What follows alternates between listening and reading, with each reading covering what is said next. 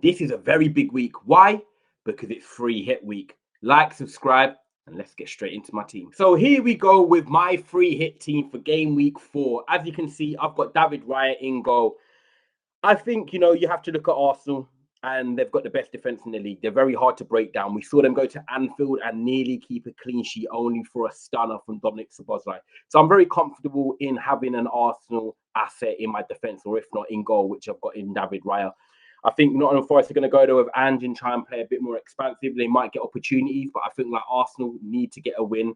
Nottingham Forest have only beaten Arsenal twice in the Premier League, I believe, and it's both come at the City ground. So they've never won away from home in the Premier League era away at Arsenal. So for me, I am going to go with an Arsenal defender, and that is going to be Raya in goal. You then can see my outlets, and I've got Cucurella and Munoz. First, we'll start with Munoz, because if you are free hitting this week, which I have activated, as you can see here, you have to have Munoz. Sunderland at home, it's a fixture you have to target. I think Sunderland will be very good at home in terms of getting points and making it uncomfortable for teams, but we're yet to see if they can do that away from home. Now, look, I know that Crystal Palace are going to miss outlets going forward in terms of, Ismail Assar, Adam Wharton, no Eze, but I feel like that's actually going to put more pressure / more, it's going to highlight Munoz some more that, okay, we're going to have to rely on you to get forward to be a creative outlet. So I actually think that Munoz, potentially with a clean sheet and a return bonus in the attacking side, he has to go in. So for me, Munoz will be someone that I have to have, because if I don't have him and he returns, I'll regret it. And I'd rather not have the regret and roll with him. Cucurella, now, guys, if you play FPL, I have to say he's one of the most underrated players, I think, when it comes to FPL. Obviously, valued at 6.1 million, a regular starter for Chelsea. As you can see, he gets very much forward as well. You've looked at Gusto and Reece James, and if you see it so far, they've become a bit more inverted as such, or they play a bit more reserved. Cucurella seems to have the license to get forward at the back end and the back post of crosses. We saw him get returns against West Ham. We've seen him get returns in other games as well. He's one of them players for me that I think when you're playing Brentford away from home Saturday night under the lights, he could be a very valuable asset. And probably my safest pick that I'm saying here now in terms of a clean sheet would be Newcastle. And I'm torn at the moment between Livramento and Trippier. The reason is Trippier does not play 90 minutes. He's been subbed off in about the 63rd and 71st minute so far in a couple of games this season.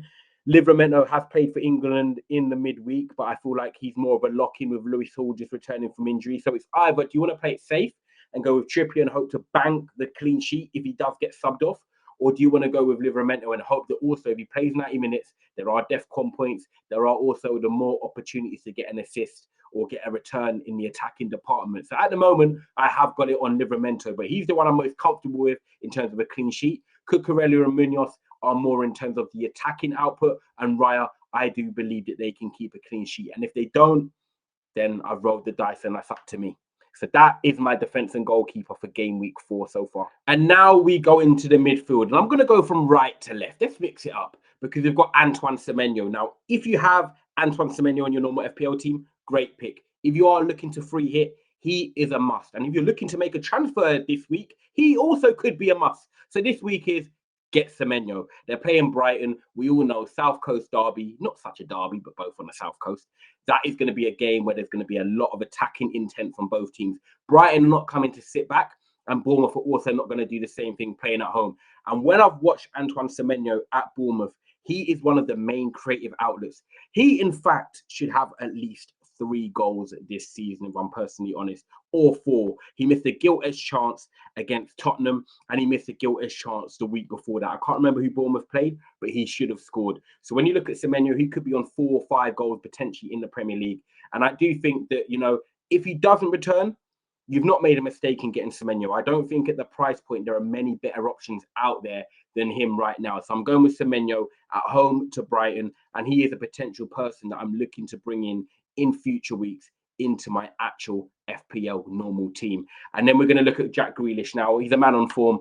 We saw him get 1 assist for Manchester City last season. He's already maximised that times 3. So you look at Jack Grealish, 2 assists in his home debut for Everton, 2 assists last week away at Wolves. What's there not to like? You look at Ilman Ndiaye. He's also another great option. He looks like the more goal-scoring option. But Jack Grealish, I feel like he gets a lot of the ball. So when you're getting a lot of the ball, that gives you more opportunities to create.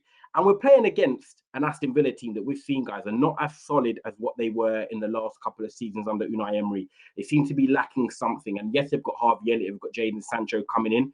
But does that really impact the defence? I don't know. Matty Cash up against Jack Grealish. I see that Grealish could fancy his chances of getting some success against the Midlands club. So I am going to go with Jack Grealish in my midfield. Potentially, if you are free hitting and you've got Ndiaye, I'm also going to say that's a good pick. Right now, I'm on Grealish, but if you went with Ndiaye, no problem whatsoever.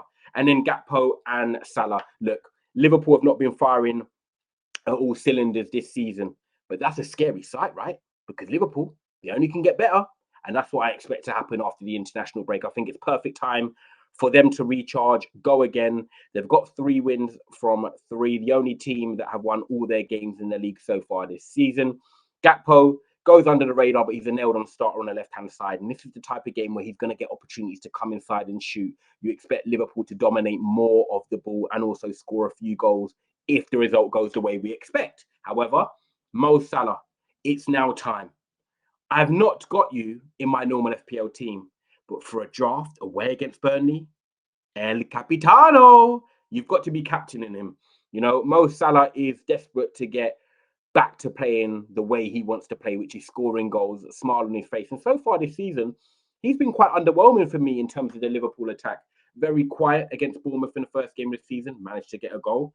You know, quiet against Arsenal, quiet the week before that, but he still managed to get an assist against Newcastle in the last minute. So the thing about Mohamed Salah is, no matter how he performs on the pitch, he is an FPL demon. And sometimes it's not about how you perform, it's what you can do in terms of points. And Mo Salah is the captain pick for this week. If you haven't captained Mo Salah on your free hit, then I want to know why in the comments. Make sure you like and subscribing. That is my midfield. And over to my attack, where as you can see, I've gone for the big hitters. João Pedro is in my normal FPL, and he is going to stay in my free hit week because you look at João Pedro, Cole Palmer is out injured. We don't know if he's returning, whether he is or whether he's not on that pitch. João Pedro has established himself as one of the main attackers in this Chelsea team. And it's a Chelsea team that are playing with confidence. It's a Chelsea team that want to try and sneak into that title race. It's a Chelsea team that are playing in the West London derby. And ultimately, it's a Chelsea team that have to win this game on the weekend. I feel like Brentford, even though at home we know they can be tricky, we know they can score goals at times, I do feel like this Chelsea team will get chances. And João Pedro is going to be one of the players that's going to be at the end of them chances. At the moment, we know he's playing number 9. Perfect, ready-made for him. I think the only negative that I would have about João Pedro is that he's not on penalties. If Cole Palmer's not there, we've already seen Enzo Fernandez stepped up and took the penalty against Fulham, which was a bit gut-wrenching. However, it is what it is. But I do believe that João Pedro is going to be impactful enough that he's able to get points for this game week against Brentford away. And then the next player, it is a triple Liverpool attack, as you can see. It's Hugo Ekitike. You know, if you're looking at 2 games, you're going to have Ekitike in your team, whether it's a free hit or FPL normal, it's going to be Burnley away and Everton at home. And look, I respect Everton. It's a Merseyside derby. I totally understand. But there's 2 things. Merseyside derby and the fixtures after that. But also Alexander Isak. He's ready and waiting and he's getting fit. I believe that these next 2 games are going to be the safest picks in terms of options for Ekitike to start games. So I'm looking at the Burnley away game and thinking, okay, newly promoted side, Liverpool need to score some goals. Liverpool need to win as well. And Salah, Gakpo, Ekitike, one, if not both or 3 of them, they've got to get points. They somehow have to get points. So I'm going to go Ekitike because I feel like it's a safe pick. I will put a caveat out there and say, if you looked at my whole team and said, what position am I unsure about? It would be the Ekitike role because I am also considering Mateta. And unfortunately, as I make this video, I don't know when it comes to the deadline if my gut instinct is going to change. You know what Robin Van Persie once said when he signed for Man United? The rumble in my tummy, the feeling in the tummy. So I'm going to have to see what happens, people. But at the moment, it's Ekitike over Mateta. And that's just because Sarr, Eze and Wharton are not going to be on that pitch for Crystal Palace. So let's see. And then we're over to Victor Gyökeres playing Nottingham Forest at home. Already we know that Arsenal are very solid defensively, but they now need to start scoring goals. Eberechi Eze is set to start on the left. Noni Madueke is set to start on the right and Odegaard in behind. Now, I do believe that they will get opportunities. I do believe that Nottingham Forest, coming off the back of that 3-0 home defeat to West Ham, are going to have to obviously make a few changes. They've got a new manager in Ange Postecoglou, and normally it does return in an upturn. You know, positive performances. You know, players playing for the new manager, wanting to get in the squad. But at the same time, this is still Arsenal at the Emirates, and I expect Arsenal to win this game. It might be a bit close. It might be a 2-0 or 2-1. But I do think Victor Gyökeres can get on the score sheet. And the one big tick with him is that he is on penalties. So at the moment, this is my free hit team for game week 4. And you might be looking at it and thinking, well, how does he afford it? Well, I can. When you look at my bench already, you see that Josh King, who's getting regular starts for Fulham, is my first option off the bench should one of the midfield or attack not play. He's at 4.5 million, makes it affordable. I've then had to release 2 of my 4 million defenders, and I had to go for Tuanzebe and Vuskovic, who's actually not playing for Tottenham, but I've just thrown in a 3.9 million player in there. So to afford this team, I've got a 4 million in Dubravka, I've got 2 3.9 million defenders, and I've got Josh King as my first sub of 4.5, just in case one of the midfielder attackers don't play. But I think when you're looking at a free hit team and you're wanting to climb up your mini league, this is the channel to follow. Or should I say, this is my team to follow. Make sure you like and subscribe.